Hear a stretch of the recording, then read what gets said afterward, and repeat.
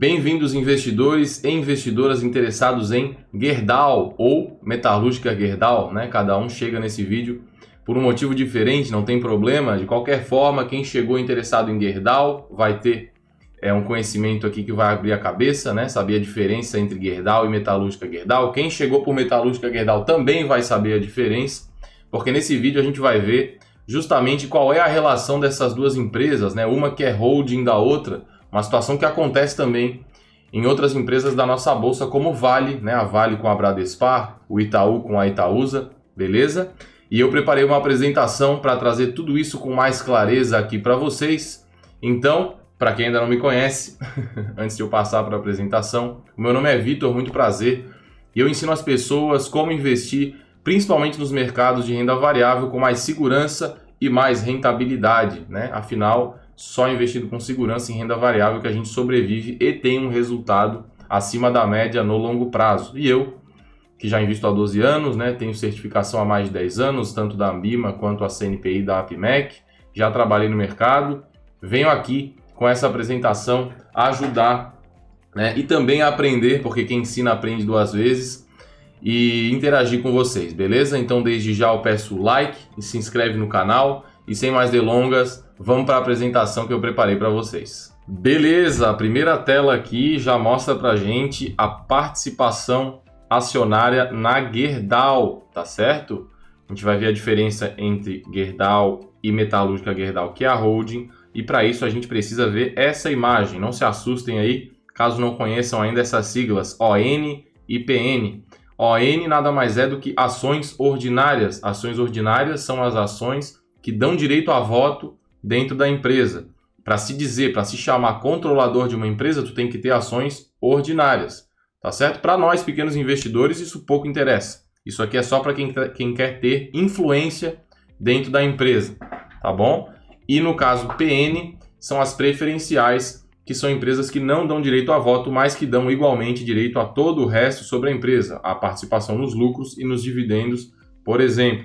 Para o pequeno investidor, eu já ouvi muita gente aí dizendo que só compra ações ordinárias, tá certo? Mas isso não tem nada a ver. O que importa de fato é o tag along, e eu já vou falar sobre isso no próximo slide, que está aqui, tá bom? O tag along, que é o número 2 aqui embaixo, ambas contam com 100%. Por que algumas pessoas falam esse negócio das ordinárias, né? Que só compra ações ordinárias? Porque as ações ordinárias normalmente vão ter o tag along mais alto, né? Isso era mais comum antigamente. Hoje em dia, normalmente, as empresas grandes aí já garantem esse direito ao pequeno acionista, tanto para as ações ordinárias quanto para as preferenciais. Mas o que é o tag along? Eu até botei aqui, né, explicar tag along para não esquecer. O tag along é o direito que nós, pequenos investidores, temos de vender a nossa participação pelo mesmo preço que o controlador principal em caso de troca de controle, tá certo? Digamos que o controlador da Gerdau, da Metalúrgica Gerdau, queira trocar o controle e vai fazer uma venda do bloco inteiro que ele tem e vai passar o controle para outra pessoa. Normalmente, quando acontece esse tipo de coisa, o preço vai acima do valor de mercado, tá? Quando uma empresa normalmente vai ser vendida para outra, né, o controle, o valor de mercado que é feita essa oferta pela empresa que vai adquirir é maior. Por isso que é importante ter o tag along, porque tu pode exercer essa opção. Lembrando que tu pode, tá bom? Não é um dever teu, é uma possibilidade. Se tu vê que vai aumentar o preço em 20%, por exemplo, e mesmo assim tu acha que quer continuar investido naquela empresa, é só não exercer o tag along, tá bom? Mas é importante a gente ter isso porque acontece às vezes, principalmente se são empresas menores, de fechar o capital. Então a empresa vai lá, compra e depois fecha o capital, e aí a gente não tem mais como negociar, como vender na bolsa de valores. Vai ter que achar um comprador aí no famoso balcão, né, no bom e velho mercado de balcão, que é muito chato. E para tu vender no mercado de balcão, né, que tu precisa achar o teu comprador para fazer um contrato específico de venda com ele, normalmente também tu vai vender com deságio por causa dessa falta de liquidez, tá bom? E liquidez que está logo em cima aqui, liquidez é a facilidade ou a quantidade de negócios que tem sobre determinado ativo. No caso aqui, né, eu trouxe GOAU4 e GOAU3, que é a preferencial e a ordinária, tá bom? Eu até expliquei preferencial e ordinária e não expliquei isso, né? Mas a Goal 3 é a ordinária. O número 3 representa ações ordinárias. Os números 4, 5 e 6 representam ações preferenciais. Tá certo? No caso aqui, a Goal 4, que foi a base da análise que eu vou mostrar para vocês nesse vídeo, é a mais negociada, é a preferencial. Tá certo? Mas ambas contam, como eu falei, com 100% de tag along. E para o pequeno investidor não faz diferença investir ou na ordinária ou na preferencial. Eu uso sempre a mais negociada como base para seguir, para ter uma base, basicamente, para não ficar usando uma ou outra, para não ter que pensar nisso, eu sempre pego a com mais negócios. Mas o pequeno investidor pode investir tanto em Goal 4 ou na 3, tá bom? Desde que não tenha muitos milhões aí para investir, a liquidez que tem nos dois papéis é mais do que suficiente para o pequeno investidor, tá certo?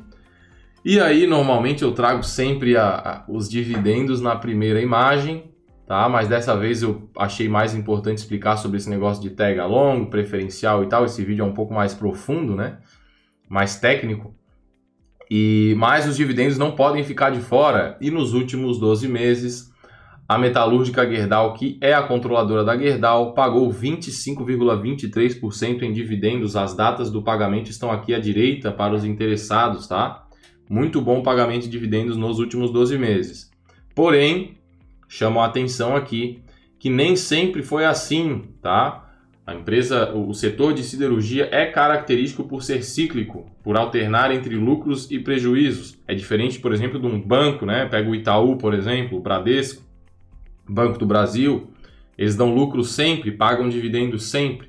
São empresas mais seguras, é por isso que abertamente eu costumo falar muito sobre o Banco do Brasil, né? Falo também sobre o Itaú, Bradesco, que são empresas mais fáceis de serem entendidas e que são menos cíclicas, mais consistentes também no pagamento de dividendos, tá certo? Então, nos últimos 12 meses, a empresa pagou 25% em dividendos e aumentou seu resultado aí na comparação trimestral em 5,21%. Esse gráfico aqui, pessoal, ele mostra os proventos pagos em verde, tá? E o lucro em azul. É importante ver que o lucro, o dividendo é uma parte do lucro, tá certo? Essa parte em azul aqui, que o verde não alcançou, continua pertencendo à empresa, tá bom? Continua pertencendo ao acionista. Não é porque a empresa não pagou dividendos que ela não teve lucro. O mais importante é o lucro. Claro, né? Se a empresa dá lucro e não tem onde reinvestir esse dinheiro com rentabilidade, o que o acionista tem que querer é o dividendo mesmo, tá certo? Por isso que eu sou a favor de pagar dividendos quase sempre, a não ser que a empresa tenha um plano de investimento aí que vai dar um retorno muito bom para reinvestir os lucros. Caso contrário, é melhor que caia na nossa conta para a gente comprar mais ações e aumentar a nossa participação, tá certo?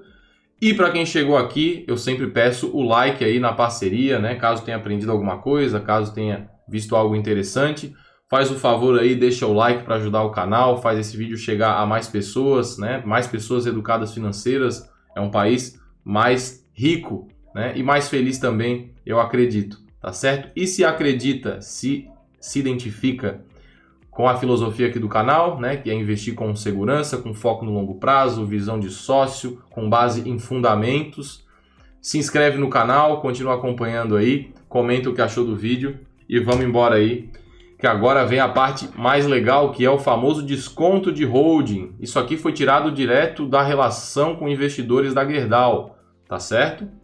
Caso queira acessar qualquer site de qualquer empresa, eu sempre falo isso também até para os meus alunos, né?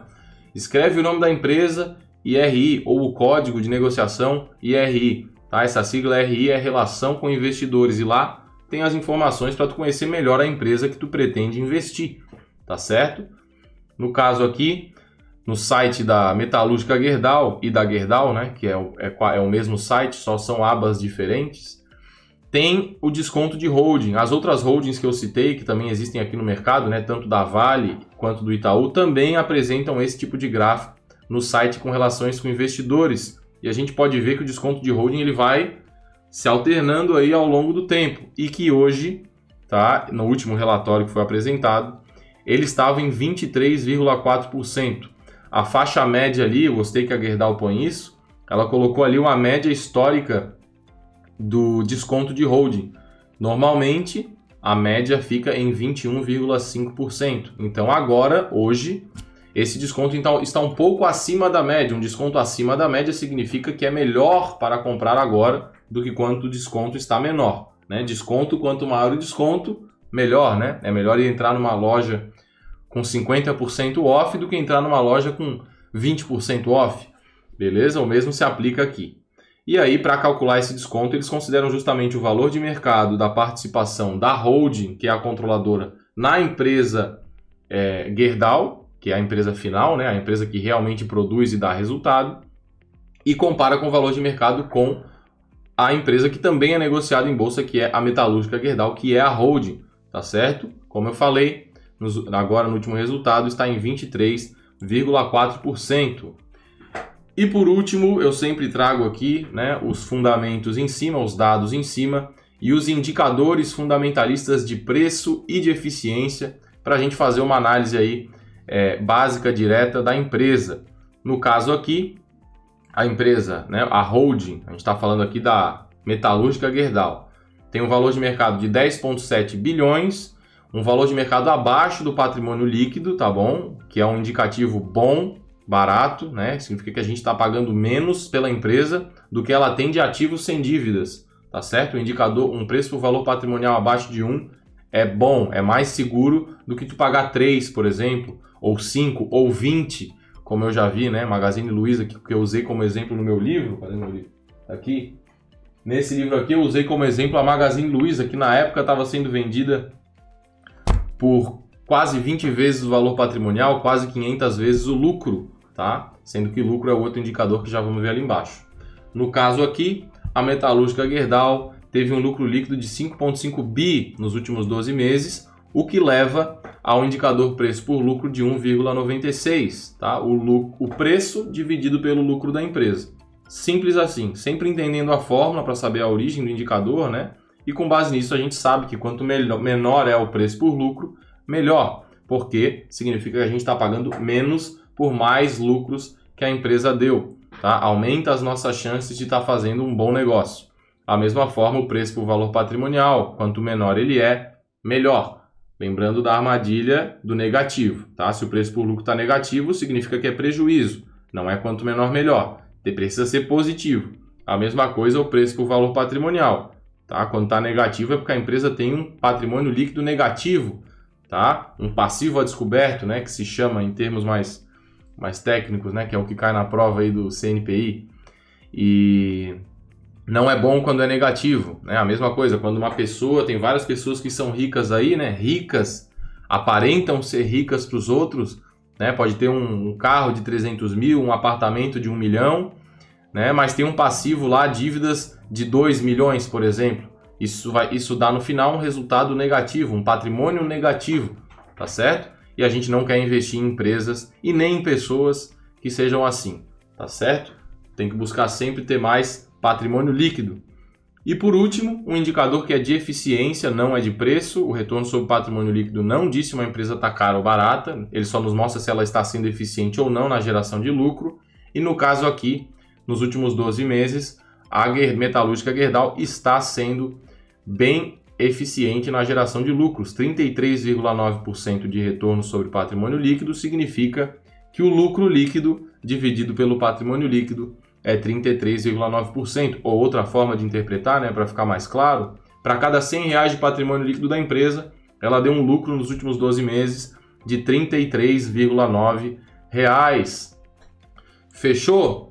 E por último, eu sempre faço o convite aqui, né? Caso ainda não tenha participado da Semana Viver Dividendos, tá perdendo tempo. É um intensivo gratuito de investimentos, onde eu ensino o que eu sei, né? São 3 aulas ao vivo, eu falo sobre fundos imobiliários, como escolher os melhores, como escolher as melhores ações. Falo também sobre planejamento de aposentadoria, uma parte de educação financeira que é importantíssima, tá certo?